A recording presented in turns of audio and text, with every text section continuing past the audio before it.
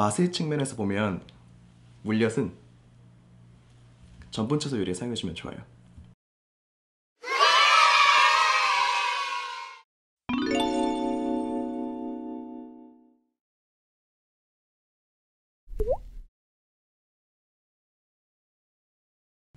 이 물엿의 단맛은 설탕의 60%에서 70% 정도예요. 끈적한 점성과 윤기 때문에 조림 요리에 많이 사용되는데요. 올리고당도 그 점성과 윤기로 보면 물엿과 비슷한 감미료입니다. 물엿처럼 조림 요리에 많이 사용돼요. 이론적으로는 올리고당의 단맛은 물엿보다 약한 20%에서 40% 정도인데요. 관능적으로는 시중에 팔리는 프록토올리고당의 경우에는 이 물엿보다 더 단맛이 강하기도 합니다. 조청은 묽은 엿이라고 생각하시면 쉽습니다. 식혜의 단맛, 메가당의 단맛, 즉 엿의 단맛을 가진 한국식 공유 시럽으로 보시면 돼요. 그렇다면 물엿은 왜 사용할까요? 조림 요리에 주로 사용되는 물엿은 고추장에도 상당한 양이 사용돼요. 고추장의 거진 30%에서 40%는 물엿인데요. 물엿의 윤기는 결국 빛을 굴절시키는 성질에서 오는 것인데, 고추장을 만들 때 잘 활용해주면 고춧가루를 많이 넣지 않아도 마치 고춧가루를 듬뿍 사용한 것 마냥 색깔이 짙은 고추장을 만들 수 있기 때문에 식품회사 입장에서도 원가 절감 측면에서 매우 유용한 소재예요. 또한 이러한 물엿의 성질을 활용하면 조림 요리를 반짝이고 먹음직스럽게 할 수도 있습니다. 뿐만 아니라 물엿은 보습성이 크다는 점도 주목할 만합니다. 집에서 반찬이나 요리를 해두면 요리가 말라서 푸석해지고 맛없어 보이게 되는 경우가 있는데요. 물엿은 보습성이 크기 때문에 꼭 요리가 반짝일 정도로 많이 사용해주지 않더라도 적정량 요리에 활용해주면 수분 증발에 의해서 요리가 말라 색이 검게 변하거나 푸석해지는 것을 방지할 수 있어요. 여러분, 옛날 우리나라의 초콜릿 가공 기술이 열등했을 때 여름철 초콜릿 표면에 새하얘지는 것을 아마 본 적이 있으실 건데요.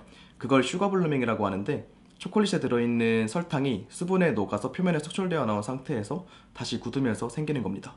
물엿의 보습성 덕분에 식품 가공의 측면에서는 물엿의 설탕과 함께 사용해주면 이 현상도 방지할 수 있습니다. 그렇다면 올리고당은 대체 언제, 왜 사용할까요? 점성이나 윤기는 비슷하고 단맛도 물엿보다 약한 게 가격은 더 비싸기까지 한데, 어떤 이점이 있어서 올리고당을 사용해야 되는 걸까요?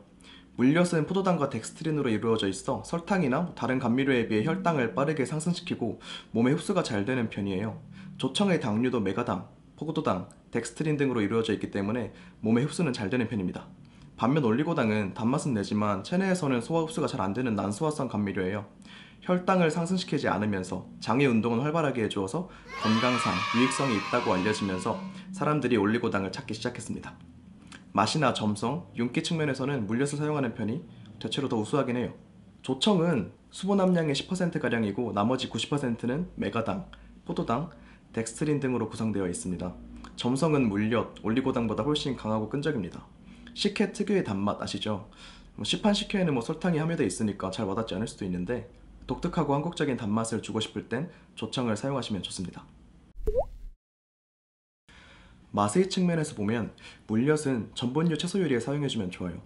물엿의 단맛은 결국 포도당의 단맛이고, 우리가 흔히 아는 고구마, 감자, 연근 등 전분을 함유한 채소의 단맛도 포도당에서 기인하는 것이기 때문에 이러한 채소들을 요리할 때 물엿을 사용해주면 더 채소를 맛있게, 채소에 어울리는 자연스러운 단맛을 구현할 수 있습니다. 설탕은 인간이 가장 좋아하는 우수한 단맛과 바디감을 가진 감미료이기 때문에 기본적으로 양념에는 물엿과 함께 사용해주시는 게 좋습니다.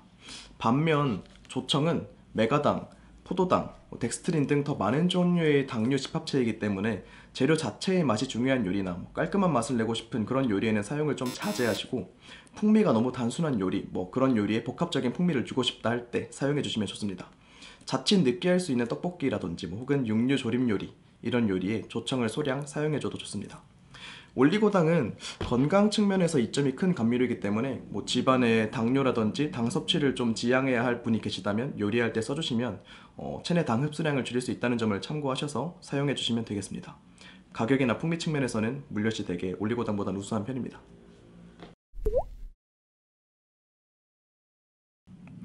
다음으로 물엿과 올리고당 그리고 조청이 만들어지는 과정에 대해서 한번 설명을 드릴게요.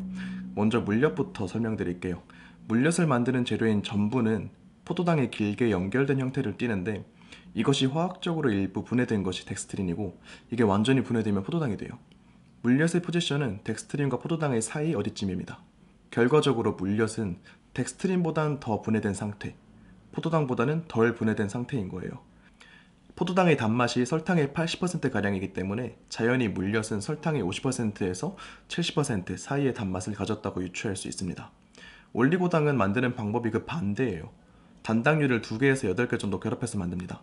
물엿은 전분을 분해해서 만드는 건데 올리고당은 당류를 결합해서 만드는 거 되게 다르죠? 이렇게 결합된 당류 자체는 우리 몸에서 소화 흡수되기 힘든 난소화성을 띈다는 것이 특징이에요. 조청은 가수가열에서 호화시킨 곡류를 식힌 후에 엿기름을 넣고 당화시켜 만드는데요. 엿기름에는 알파아밀라아제, 베타아밀라아제, 인볼타아제 등 다양한 효소들이 함유되어 있습니다. 하여 결과물로 메가당, 포도당, 덱스트린 등 다양한 전분 분해물이 나오게 됩니다. 해서 다양한 풍미를 가진 게 특징이죠. 물엿, 올리고당, 조청 각각 어떻게 다른지 이해가 가시죠? 자, 앞에서 말씀드린 걸 정리하자면 이렇습니다. 물엿은 끈적한 점성과 윤기 때문에 조림 요리에 많이 사용한다. 물엿의 성질을 활용하면 조림 요리를 반짝이고 먹음직스럽게 할 수 있다. 물엿은 보습성이 커서 요리가 말라 푸석해지는 것을 방지해준다. 물엿의 단맛은 전분 채소의 단맛과 자연스럽게 잘 어우러진다. 올리고당의 단맛은 물엿보다 약한 20%에서 40% 정도. 말 떠듬었어. 올리고당의 단맛은 물엿보다 약한 20%에서 40% 정도.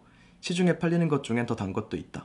올리고당은 체내 흡수율이 적은 난소화성 건강 감미료이다. 올리고당보다 물엿이 대체로도 점성이 우수하고 맛이 좋다. 조청은 식혜와 엿의 단맛을 가진 한국식 곡류 시럽. 조청은 풍미가 단순한 요리에 더 복합적인 풍미를 주고 싶을 때 쓴다. 재료 본연의 단맛, 재료 본연의 맛을 살리고 싶을 땐 조청을 사용을 자제하자.